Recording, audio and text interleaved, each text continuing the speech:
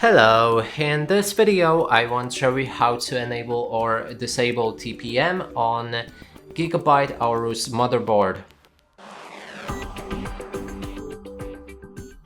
To do this, first you'll need to open your BIOS, navigate to advanced mode in the top right corner of the screen.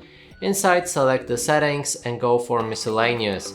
Inside there's trusted computing that we can enter, and then find the TPM. And there's security device support that we can enable or disable.